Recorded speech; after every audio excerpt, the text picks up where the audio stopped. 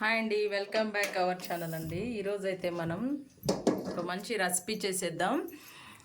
మునక్కాళ్ళ curry టమాటాతో పులుసు పెడదాము.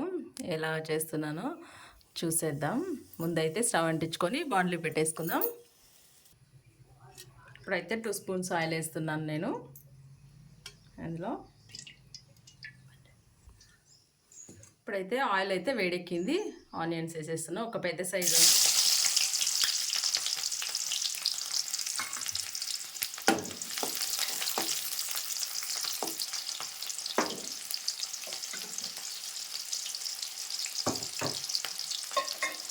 అలాగే కొంచెం పోపు వేసేద్దాం. ఆవాలు, జీలకర్ర, మినపప్పు,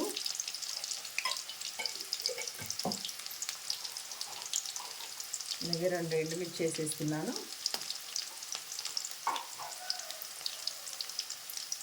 మంచి పచ్చి కరివేపాకు వేసేస్తున్నాను. అందులో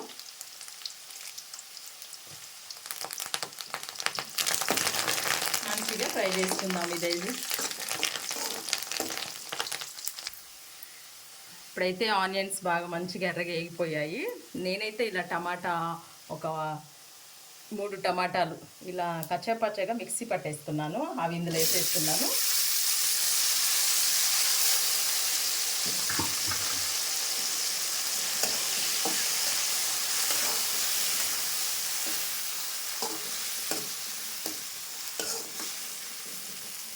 ఈ టమాటాకి సరిపడా ఉప్పు అయితే మనం యాడ్ చేద్దాం ఇందులోకి. నాకైతే ఏ కర్రీలో అయినా కానీ ఇలా దొడ్డు వేయడం చాలా ఇష్టం అనమాట. Rock salt. ఈ టమాటాకి సరిపడా ఉప్పు వేసేద్దాం.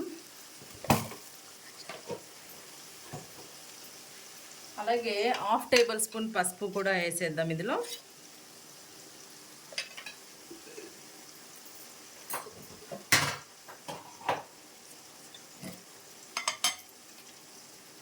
మనకు సరిపడేంత ఒక స్పూన్ ఫుల్ కారం అయితే వేసేసాను ఇందులో. నేను అన్నీ వేసేసాను. ఉప్పు, కారం, పసుపు వేసాను. మంచిగా అయితే కలబెట్టేసి కొంచెం ఆ టమాటా సాఫ్ట్గా అవ్వడానికి, మెదిగిపోవడానికి కొంచెం అయితే మనం మగ్గించుకుందాం. క్యాప్ పెట్టేద్దాం. ఇప్పుడైతే కొంచెంగా, ఎంత అంటే ఒక 5 మినిట్స్ అయితే మగ్గితే సరిపోతుంది. నేనైతే ఈ మునక్కాళ్ళ పులుసు కోసము ఈ మసాలా అయితే నేను ఇలా ప్రిపరేషన్ చేసుకున్నాను. ఇది ఏంటంటే ధనియాలు, గసగసాలు, కొబ్బరి, 5-6 ఒక లవంగాలు, ఇవన్నీ నేను వాటర్లో వేసి నానబెట్టి ఉంచేసాను. అలాగే ఒక 7-8 పల్లీలు కూడా వేసాను, నానబెట్టి ఉంచుకున్నాను. ఇంక ఈ కర్రీ మొత్తానికి ఇదే అనమాట మన హైలైట్ మసాలా. అంటే దీన్నైతే మనం గ్రైండ్ చేసి పెట్టేసుకుందాం. ఇప్పుడైతే మగ్గిపోయింది, చూసారా? ఈ మునక్కాయల్ని నేను ఇందులో వేసేస్తున్నాను.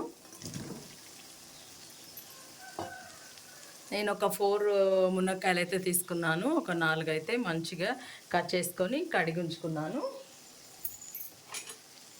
కలిపేసుకుందాం.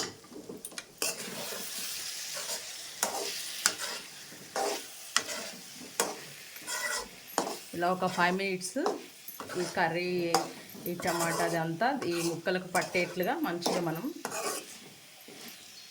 కలుపుదాం. ఒక్క 5 మినిట్స్ అయితే మూత పెట్టేసి ఉంచేద్దాం.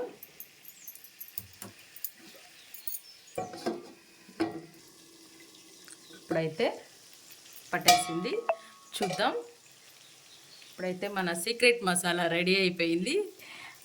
గసగసాలు, ధనియాలు, కొంచెం పల్లీలు, లవంగాలు అయితే మనము ఇలా పేస్ట్ అయితే చేసుకున్నాము. ఇదే అన్నమాట ఈ కూరలో హైలైట్, టేస్ట్ ఇస్తుంది. ఇంకా వేరే మసాలా ఏమీ అక్కర్లేదన్నమాట. ఇదైతే వేసేద్దాం.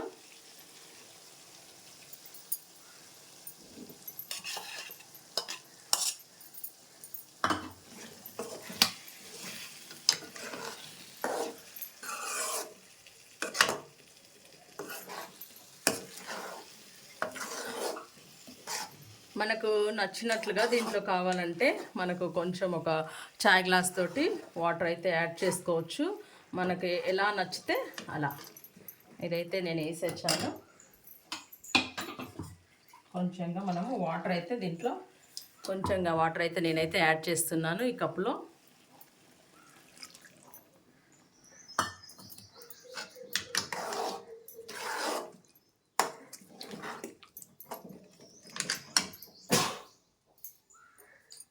ఒక 10 మినిట్స్ అయితే ఇందులో మనము మూత పెట్టేసి మళ్ళీ మునక్కాయలకి ఈ మసాలా అంతా పట్టేట్టుగా మగ్గిద్దామండి.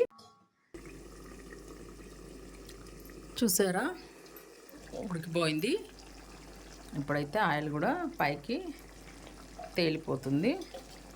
కొంచెం అయితే కొత్తిమీర చల్లేసుకొని దింపేసుకుందాం.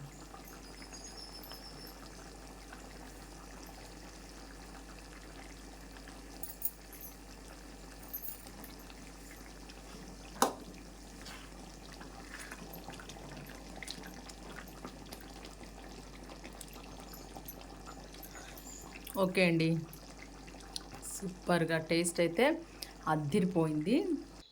ఫైనల్గా అయితే మన కర్రీ ఇలా వచ్చేసింది.